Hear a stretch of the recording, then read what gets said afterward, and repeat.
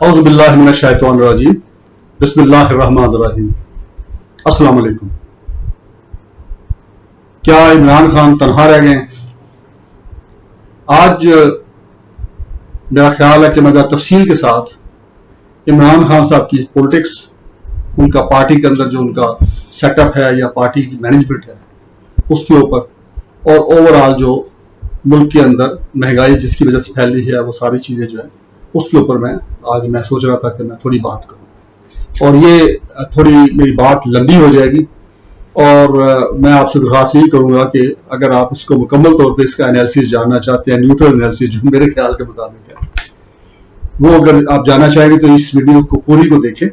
और हाँ यस, अगर आप चाहते हैं कि मेरी वीडियोस आपको मिलती रहे तो इसको सब्सक्राइब भी कर लीजिए और बेल आइकन पर भी क्लिक कर दें ताकि जो मेरी कोई वीडियो रिलीज होती है उसकी इंफॉर्मेशन आपको पहुंच जाए।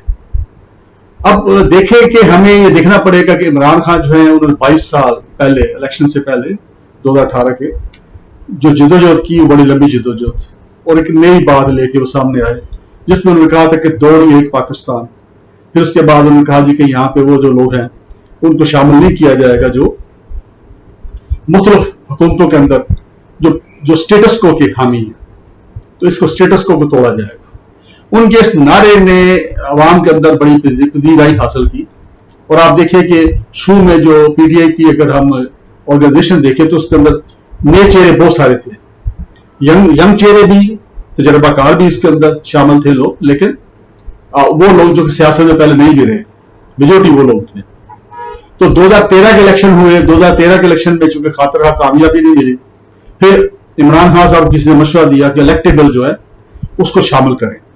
अब इलेक्टेबल जो है जब उसको आप शामिल करते हैं तो जाहिर बात है कि जो आपके डाई हार्ड वर्कर्स हैं, जो आपके नजरिए के साथ कन्विंस होकर चले थे तब्दीली के लिए, मेजर तब्दीली के लिए, वो यकीनन फिर थोड़े डिप्राइव हुए, उनको टिकट्स ना मिले और इलेक्टेबल को भी काफी को टिकट्स मिल गई। और इलेक्टेबल भी जो आए हैं उनमें आप देखिए कि बहुत सारे ऐसे हैं, कोई पाकिस्तान पीपल्स पार्टी में रहा हुआ है, कोई PMLQ में रहा है, कुछ ना कुछ PMLN से भी लोग थे, तो वो इसके अंदर शामिल हो गए, जिसका नतीजा ये हुआ कि वो जो नजरियात हैं इमरान खान साहब के वो लेके नहीं आए थे, बल्कि वो अपने नजरियात लेके आए थे। और उसमें ज्यादातर वो लोग थे जो कि पुराने पॉलिटिशियन हैं, जो मुख्तलिफ पार्टियां बदलते रहते हैं और उनका पर्पज ये होता है कि वो इलेक्शन जीते, और वो जरूरी नहीं कि नेगेटिव पर्पज हो, मकसद ये होता है कि इलेक्शन जीते और उसके बाद अपने इलाके के अंदर वो काम वाम करवाएं, लोगों का जो है मसले मसाइल हल करें, और जो ब्यूरोक्रेसी है उनकी मर्जी की हो, उनके इलाके में नीचे जो अफसरान है वो मर्जी के हों, ताकि थाना कचहरी के जो मामलात हैं, उनके जो वोटर्स हैं, उनको जो मसले मसाइल पेश आते हैं, आमतौर पर आपको पता ही कि या तो पटवारी से वास्ता पड़ता है ज्यादा, सबसे ज्यादा, या फिर पुलिस स्टेशन से पड़ता है, तो वहां पे उनकी मर्जी के लोग पोस्टेड हों और उनसे वो काम वाम करवाएं। तो मेन जो सियासत है पाकिस्तान के अंदर, शहरों के अंदर भी ऐसी ही है, देहात के अंदर बहुत ज्यादा यही है पूरे पाकिस्तान में, कि जो वोटर्स है वो ये नहीं देखता कि ये बंदा जो है इसका नजरिया क्या है, वहां वो देखता कि ये मेरे किस वक्त काम आया था और या कौन सा काम मेरा ये करवा सकता है। अब वो काम जायज भी होते हैं, काम नाजायज भी होते हैं, तरक्याती काम भी होते हैं, गैर तरक्याती काम भी होते हैं, तो उनका ये पर्पज होता है। और जाहिर बात है फिर दोबारा 5 साल बाद फिर जाना होता है वोट लेने के लिए उन्हीं वोटर्स के पास। तो अगर उन्होंने उनके लिए कुछ नहीं किया, तो एक तो ये हुआ कि जब 2018 के इलेक्शन हुए तो उसमें इलेक्टेबल भी आ गया, बहुत सारे इलेक्टेबल जो कि मुख्तलिफ पार्टियों से पीटीआई में शामिल हुए थे। इसके साथ साथ आपने देखा होगा काफी तादाद जो थी आजाद उम्मीदवार जीते थे 2018 के इलेक्शन में, वो भी पीटीआई के अंदर शामिल हुए। और जाहिर बात है कि उनका भी अपनी एक सोच थी, वो भी पहले की कहीं ना कहीं किसी पार्टी में रहे हुए थे और किसी वजह से उनको टिकट नहीं मिला तो उन्होंने आजाद इलेक्शन लड़ा। तो इसके साथ साथ अच्छा, इसके बावजूद जो थी पीटीआई को वाज़ेह मेजोरिटी कौमी असेंबली का नहीं बन सकी कि वो अपनी एक इंडिपेंडेंट हुकूमत बना लेते, अपनी सिर्फ पीटीआई की हुकूमत बना लेते। उनको अददी लिहाज से मेजोरिटी नहीं मिली, लिहाजा मजबूर उनको फिर कंप्रोमाइज करने पड़े। और आपको पता है कि MQM के साथ इमरान खान का बड़ा खासी आपस में इनकी टेंशन रही है और कई बार उनके सख्त बयान आते थे, इमरान खान साहब भी सख्त बयान देते थे, लेकिन अब हुकूमत साजी के लिए उनको मजबूरन उनका सहारा भी लेना पड़ा और उनके साथ भी उनको भी गवर्नमेंट में शामिल करना पड़ा। PMLQ जो है उसके बारे में भी पास में कोई इतने अच्छे तलाकात पीटीआई के या इमरान खान साहब के नहीं थे उनके साथ, उनकी लीडरशिप, स्पेशली चौधरी परवेज लाई वगैरह। तो अब हुकूमत साजी के लिए पंजाब में भी उनकी जरूरत थी, मरकज में भी जरूरत थी, तो उनको भी साथ शामिल करना पड़ा। इसी तरह आपने देखा कि एक अलायंस वहां पे बना हुआ है, जीडीए जिसको बोलते हैं, सिंध के अंदर, जिसमें पीपल्स पार्टी के काफी लोग उसके अंदर हैं और पगाड़ा लीग के वो हैं, आप कह लें कि वो ज्यादा उनका इन्फ्लुएंस है उसके ऊपर, तो उनको भी साथ शामिल करना पड़ा। फिर बलोचिस्तान से भी आपको पता है कुछ शामिल करना पड़ा। तो इस तरीके से एक कोलिशन गवर्नमेंट वजूद में आ गई। अब कोलिशन गवर्नमेंट जो है खुशी से कोई नहीं बनाता। कोलिशन गवर्नमेंट से उसी वक्त बनाई जाती है कि जब अददी अक्सरियत हासिल करनी होती है हुकूमत साजी के लिए। अब कोलिशन गवर्नमेंट के अंदर जो भी पार्टियां शामिल होती हैं वो हमेशा अपना नजरिया बरकरार रखती हैं, उनका नजरिया नहीं बदलता। वो नजरिया हुकूमती पार्टी के साथ मिला लेते, अपने नजरिए पे कायम रहते हैं और उसके बाद गवर्नमेंट का हिस्सा बन के वो उसको सपोर्ट जरूर करते हैं वो मुख्तलिफ मामला के ऊपर, कानून साजी में और आगे पीछे।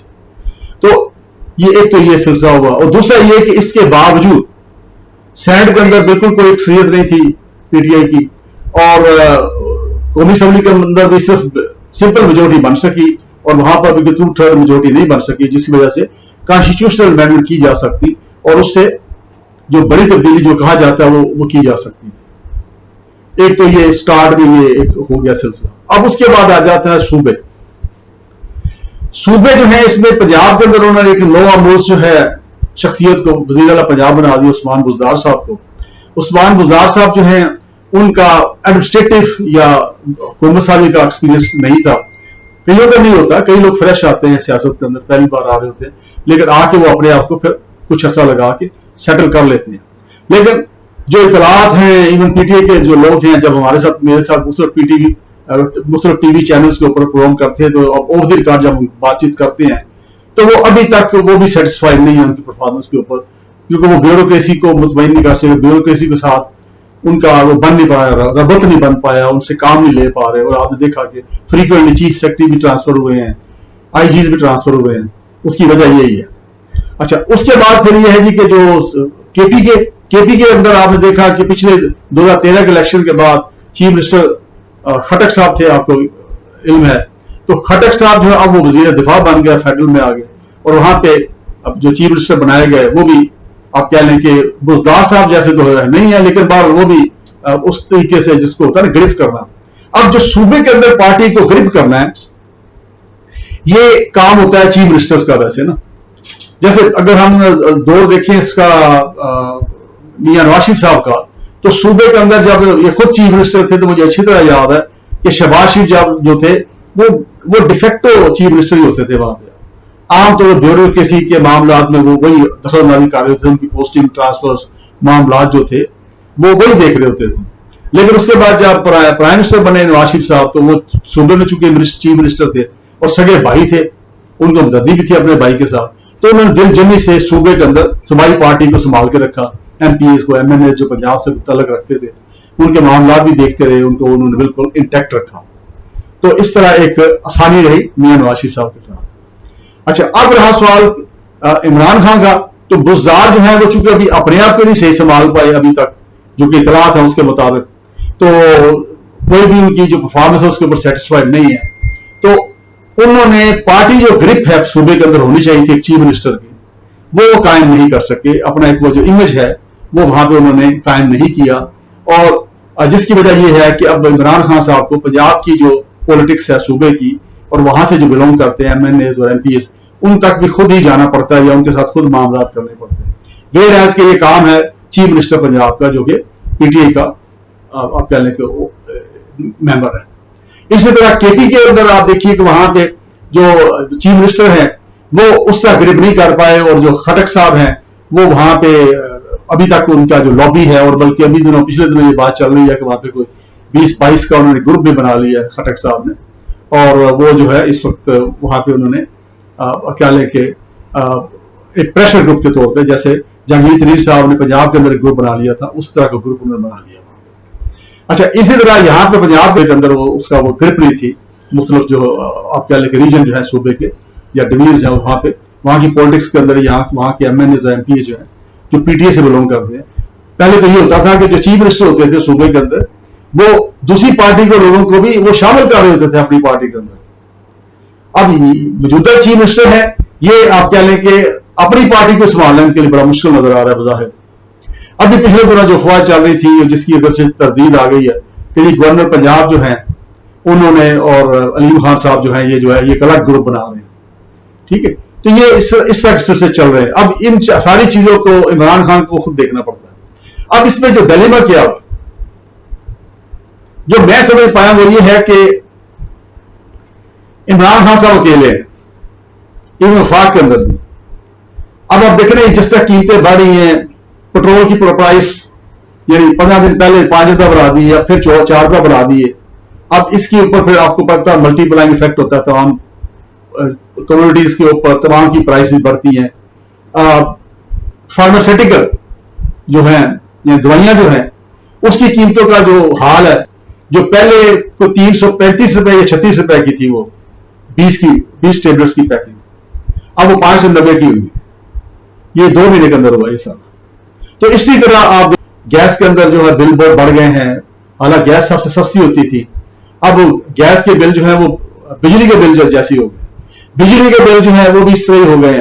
اب یہ کچھ سسٹم حکومت ہے، لمبی بات چل پڑے گی کہ یہ جو سارا ریگولیٹری ادارے بنے ہوئے ہیں ان کی ضرورت تھی یا نہیں تھی، انہوں نے کیا کوئی فائدہ دیا یا نقصان ہوا. میں تو اوور آل ویسے اس کے بارے میں یہی کہتا ہوں کہ جتنے ریگولیٹری ادارے بنے ہوئے ہیں یہ حکومت پر بوجھ ہیں، ریاست پاکستان پر بوجھ ہیں. انہوں نے کوئی نہ تو عوام کو سرو کیا صحیح طریقے سے، نہ سسٹم کو صحیح طرح چلایا. کہ وہاں پہ چیئرمین ہیں، ممبرز ہیں، نیچے ڈائریکٹر جنرل ہیں، پھر ڈائریکٹر ہیں، پھر نیچے تک چپراسی تک کا سٹاف ہے. کروڑ اربوں روپے کا ان کا بجٹ ہے اور اس کے بدلے میں وہ سروسز کیا دے رہے ہیں؟ کچھ بھی نہیں. پی ٹی اے کے بارے میں دیکھ لیجئے کہ اب تو آپ کو یاد ہوگا آج سے کچھ سال پہلے 3-4 سال پہلے ایک مہم چلی تھی کہ تمام موبائل فون جو ہیں جن کے نام ہیں ان کو بایو میٹرک کرانا ہوگا ورنہ سم بلاک کر دی جائیں گی. اب تمام جو شریف لوگ ہیں انہوں نے سب نے اپنے اپنے وہ بایو میٹرک کروا لیا. اب جو بھی نیا کنیکشن لیتا ہے اس کا بایو میٹرک ہوتا ہے. بٹ اس کے باوجود آپ دیکھیں کہ فیک ٹیلی فون موبائل فونوں سے فیک کالیں آتی ہیں، فراڈیا لوگوں کی کالیں آتی ہیں، لوگ گھروں میں آتی ہیں.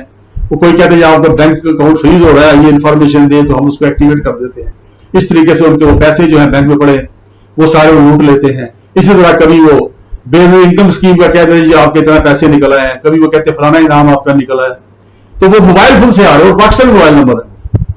تو وہ کیسے چل رہے ہیں؟ یہ پی ٹی اے اس میں فلی طور پر ناکام ہو چکا ہے کہ جب سارے بایو میٹرک ہیں تو اگر وہ جو نمبر آ رہا ہے تو اس کا بھی بایو میٹرک تو ہوگا نا کسی کا، اس کو پکڑیں یا اس فون کو بند کریں. پھر جو اگر کوئی بایو میٹرک کے بغیر بھی چل رہے ہیں فون ان کو بند کریں. آپ دیکھ لیں کہ وہاں کو ڈس انٹیگریٹ کیا گیا، اس کے اندر جناب انہوں نے مختلف ڈسٹریبیوشن کمپنیاں بنا لی. کوئی آئی ایس کو ہے، کوئی لیسکو ہے، کوئی فلانی ہے، کوئی تمکانی ہے. کر کے آ رہے ہیں وہی کام کر رہے ہیں. اسی طرح رشوت چل رہی ہے، اسی طرح لائن مین لائن سپرنٹ جو اسی طرح پیسے لے رہے ہیں لوگوں سے، میٹر چینج کرنے کے لائن لاسز اسی طرح ہے بلکہ بڑھ رہے ہیں. تو فائدہ کیا ہوا مجھے بتائیں نا ان کو ڈسٹریبیوشن کمپنی بنانے کا. پہلے چیف انجینئر ہوتا تھا، گریڈ 20 کا افسر ہوتا تھا ایک ریجن کے اندر وابڈا کی، اس کو ایریا الیکٹریسٹی بورڈ کہتے تھے. وہ سارا کام کر رہا تھا، وہ اندر کا ہوتا تھا ان کا، وہ سب کو جانتا ہوتا تھا. تو رشوت تو چلتی تھی جو آج بھی چل رہی بلکہ زیادہ چل رہی. اب یہ اب چیف ایگزیکٹو آفیسر لیا جاتا ہے باہر مارکیٹ سے، کئی لاکھوں کی اس کی سیلری ہوتی ہے. پھر دوسرے پرکس ہوتے ہیں، وہ 2 یا 3 سال یا 4 سال کی اپوائنٹ ہوتا ہے اور وہ کسی کو بھی لے لیتے ہیں. کوئی ریٹائر بندہ آ جاتا ہے، کوئی فلانا آ جاتا ہے، کوئی جانے والا آ جاتا ہے اور مختلف کے اخراجات بڑھا دیں گے. تو اخراجات بڑھائے ان ریگولیٹری اداروں نے، اخراجات بڑھائے ان کارپوریشنز نے جو بنائی گئی ہیں. اور اس کو ایک تو میں سمجھتا اس سے پہلے جو منسٹریز تھی یا ریلیونٹ جو ڈپارٹمنٹس تھے وہ بہتر کام کر رہے تھے. رشوت اس وقت چل رہی تھی، اب زیادہ چل رہی ہے تو عوام کو تو کوئی فائدہ نہیں ہوا نہ کوئی ایفیشنسی کا فرق. اچھا اب عمران خان صاحب جو ہیں ان کے ساتھ ایکچولی نہ کوئی فیملی کا بندہ ہے، جیسے میں نے ذکر کیا کہ وہاں پہ اب میاں نواز صاحب کو ہیلپ کرنے کے لیے شہباز شریف صاحب ہوتے تھے. پھر ان کے ساتھ ان کا بیٹا تیار ہو گیا حمزہ شہباز. پھر نواز شریف صاحب کی بیٹی مریم وہ ساتھ تیار ہوگی، وہ بھی پارٹی کے معاملات میں کافی ان رہی ہیں. جب میاں صاحب جو تھے وہ پرائم منسٹر تھے تو وہ کافی سارٹ آؤٹ کرتے تھے. نیچے سارے تنظیم سازی یہ وہ آگے پیچھے نظر رکھنا، پھر ان کے اوپر میاں نواز شریف صاحب کو بتانا کہ کون کیا کر رہا ہے اور اس حساب سے پھر اس کو منظم کرنا. آپ دیکھیں اس طرح کا ریوولٹ کبھی نہیں ہوا تھا کبھی بھی پی ایم ایل این میں اس دور کے اندر. यानी 2-3 बार जब प्राइम मिनिस्टर रहे मियां नवाज शरीफ साहब। इसी तरह आप आसिफ अली जरदारी साहब को देख ले तो उनकी बहन जो है फरियाल तालपुर, वो खुसूसन सिंध के अंदर मुकम्मल उनका होल्ड रहा और उन्होंने तमाम हुकूमती और सियासी मामला को देखती थी ऑफ द रिकॉर्ड। और आसिफ अली जरदारी साहब इस मामले में काफी उनको आसानी थी, सपोर्ट थी, हेल्प थी कि एक बहन जो है जो खूनी रिश्ता भी है और उनके साथ सिंसियर भी है, वो उसमें लगी हुई है। अब उनका बेटा आ गया है आसिफ अली जरदारी का, बिलावल भुट्टो जरदारी, तो इस तरीके से उनको सपोर्ट उससे है। और इसके साथ साथ जो पुराने लीडरशिप है पीपल्स पार्टी के अंदर, जैसे इतजार हसन जैसे बंदे जो लॉयल लोग हैं, रजा रहमानी जैसे बंदे या कमर रहमान कायरा जैसे बंदे, तो बहुत सारे जो आपने लिखे लीडरशिप देख ले जो उनके पास है, जो कि लॉयल लीडरशिप है अपने लीडर्स के साथ भी, अपनी लीडरशिप के साथ भी, अपनी पार्टी के साथ भी। तो वो आप कह लें कि एक स्ट्रॉन्ग एक आप कह लें सेंटर ऑफ इन्फ्लुएंसेस हैं जो कि पार्टी को एक जगह पर रखने में कामयाब होते हैं। इसी तरह पीएमएलएन के अंदर भी आप देखें, ख्वाजा आसिफ को ले लें, आप एहसन इकबाल को ले लें, जो है रियाज सादिक को ले लीजिए, तो इस तरह बहुत सारे नाम हैं, परवेज रशीद हैं जो पार्टी के साथ बड़े लॉयल हैं और लीडरशिप के साथ लॉयल हैं। इसी वजह से आप देखिए कि मियां नवाज शरीफ जो है वो मुझसे बाहर बैठे हैं और पार्टी इंटैक्ट है, पार्टी को खास को फर्क नहीं पड़ा। चंद एक लोग जो है उन्होंने बयान दिए हैं डिफरेंट, वो भी मियां शहबाज शरीफ के हवाले से और नवाज शरीफ के दरमियान जो थोड़ा सा वो है अप्रोच का फर्क है, सोच का फर्क है, अदरवाइज पार्टी इंटैक्ट है। और ये जो पिछले इलेक्शन है कंटेनमेंट वोट्स के, उसमें पंजाब के अंदर उन्होंने बड़ी वाज़ेह मेजॉरिटी ली है, ऑलमोस्ट डबल सीटें ली हैं पीटीआई के मुकाबले में। तो ये सारी चीजें, अब जबकि इमरान खान साहब जो है उनके साथ जितने भी साथी हैं उसमें तो कुछ तो वो लोग करीब हैं उनके जो इलेक्टेबल उनमें शामिल हुए थे, और जो बाकी लोग भी हैं वो भी मेरा ख्याल है कि उतना ज्यादा उनकी जो सीरियसनेस है या संजीदगी है या सिंसेरिटी जो है इमरान खान साहब के साथ, वो बज़ाहिर उसके ऊपर क्वेश्चन मार्क्स मेरे ख्याल के साथ नजर आते हैं। जैसे आप देखेंगे फ्रीक्वेंट जो कीमतें बढ़ रही हैं, जैसे मैंने पहले जिक्र किया कि पेट्रोल की कीमतें फ्रीक्वेंट बढ़ रही हैं, गैस की बढ़ रही है, दीगर अशिया, फिर उसके ऊपर कंट्रोल नहीं किया जा रहा। तो ये जो है इसका मतलब ये है कि वो उसको इस मूवमेंट को ऑनरशिप नहीं ले रहे उसकी ना, इमरान खान साहब की जो प्राइम मिनिस्टरशिप है उसमें ऑनरशिप नहीं ले रहे। अगर ऑनरशिप ले एक इंचार्ज मिनिस्टर जो है तो नीचे उसकी जो ब्यूरोक्रेसी है उससे वो काम ले सकता है ना, और ब्यूरोक्रेसी को एतमाद दे सकता है, ट्रस्ट दे सकता है, हौसला दे सकता है कि वो काम करे, वो प्रोएक्टिव होकर काम करे। तो एक तो ये सबसे बड़ी वो है, और दूसरा ये कि आप देखेंगे जो ग्रुप्स यानी जैसे पहले जिक्र किया, इसमें केपीके के अंदर महमूद खान साहब जो है वो चीफ मिनिस्टर का ये काम है कि वो करे, उस्मान गुजार का पंजाब में ही काम है ये करे। अगर वो इफेक्टिवली कर रहे हैं तो फिर ऐसी सूरत में अब देखें प्राइम मिनिस्टर जो होता है उससे मुख्तलिफ और मामला देखने होते हैं, तो वो निटी गिटी सूबाई लेवल पे या लोकल लेवल पे वो नहीं, उसके लिए ना तो टाइम होता है ना वो कर सकता है उसको, और ना ही फॉलो अप कर सकता है बाद में उसमें। तो ये तो हमेशा इसीलिए जो मुख्तलिफ आपने देखा कि ऑर्गेनाइजेशन के स्टेप्स बने होते हैं वो इसलिए बनाए जाते हैं कि हर स्टेप पे जो मुतलका लोग हैं वो उसका काम को देखें। है ब्यूरोक्रेसी में भी आप देखने में यही आया कि ऑलमोस्ट वही ऑफिसर उन्हीं सूबों में फिर रहे हैं जो पहली गवर्नमेंटों के दरमियान थे। मतलब मियां नवाज शरीफ साहब के दौर के अंदर जो पुलिस अफसर थे या जो डीएमजी के अफसर जिनको आजकल पाकिस्तान एडमिनिस्ट्रेटिव सर्विस कहते हैं, उसके जो अफसर थे वो तकरीबन वही घूम फिर रहे हैं। कभी वो उस जिले में चले जाते हैं, कभी दूसरे जिले में चले घूम घुमा के फिर उसी जिले में आ जाते हैं जहां पे वो पहले उस वक्त में रहे थे। तो उसके लिए मैंने अपने एक दो टीवी जो हमारे प्रोग्राम हुए हैं मेरे, उसके अंदर मैंने सजेस्ट किया कि आप इनको इंटर प्रोविंसेस इनकी ट्रांसफर करें, यानी पंजाब के वो लोग वो ऑफिसर जो लंबा अर्सा जिनको हो गया है कि जमाने में होता था कि लॉन्ग स्टे वाले जो अफसर होते थे इवन छोटे लेवल पे, आप कह लेंगे पुलिस के अंदर आम निचले लेवल के अफसर भी जो थे उनकी भी ट्रांसफर होती देखी हमने दूसरे रेंजेस के अंदर, डिवीजन्स के अंदर। तो इसी तरह जो बाकी जो अफसर हैं जैसे पीसीएस है, पीसीएस ऑफिसर जो पंजाब में कहीं भेजे तो जा सकती है ना, तो उनको आप ट्रांसफर कर सकते हैं, या आप एडमिनिस्ट्रेटिव पोस्टों से हटा के उनको दूसरी मिनिस्ट्रियल पोस्टों पे ले आए, वहां पे उनको काम पे लगा दें, एडमिनिस्ट्रेटिव पे उनको लगा दें। जो शरीफ लोग हैं, ऑनेस्ट लोग हैं, जिनकी सिफारिश नहीं है और वो खुदे में बैठे हैं, तो उनको निकाल के डिस्ट्रिक्ट में लगाएं, आप डिप्टी कमिश्नर लगाएं, असिस्टेंट कमिश्नर लगाएं, اور اسی طرح آپ کہہ لیں کہ اگر کوئی فیڈرل سروس کا ہے جیسے PS سروس ہے اس کو دوسرے صوبے میں بھیجیں وہاں سے ادھر منگوا لیں. تو اس طرح کر کے اس کو کرنا چاہیے. یہ کام کرنے والے ہیں کن کے؟ صوبائی چیف منسٹرز کے. اگر وہ افیکٹولی کرنا چاہے تو محمود خان صاحب جو ہیں KPK میں سمجھتا ہوں کہ وہ اس طرح اتنے کامیاب نہیں رہے جتنے پرویز خٹک تھے جب وہ چیف منسٹر تھے KP کے اندر. اس کی وجہ سے آپ نے دیکھا کہ 2013 کے الیکشن کے بعد 2018 میں بھی زیادہ میجورٹی کے ساتھ KPK کے اندر PTI جو ہے وہ جیتی ہے. تو ایک تو یہ معاملہ جس کو دیکھنے کی ضرورت ہے, اس پہ میں مزید بات نہیں کرنا چاہ رہا. اس کے بعد پھر اوپر سونے پہ سہاگا یہ ہوا کہ CPEC کا سلسلہ چل پڑا اور چائنا جو ہے اس کا انفلوئنس روکنے کے لیے امریکہ جو ہے وہ برسر پیکار ہے, اس نے انڈیا کو پاکستان کے خلاف کافی ایکٹیویٹ کیا ہوا ہے. اوپر جو افغانستان کے اندر طالبان کی حکومت قائم ہو گئی ہے اور امریکہ کو واپس پائی ہوئی ہے, اس کی وہ ذمہ داری جو ہے اپنی خفت میں اٹھانے کے لیے وہ ڈال رہا ہے کہ پاکستان جو ہے اس کو سپورٹ کر رہا ہے.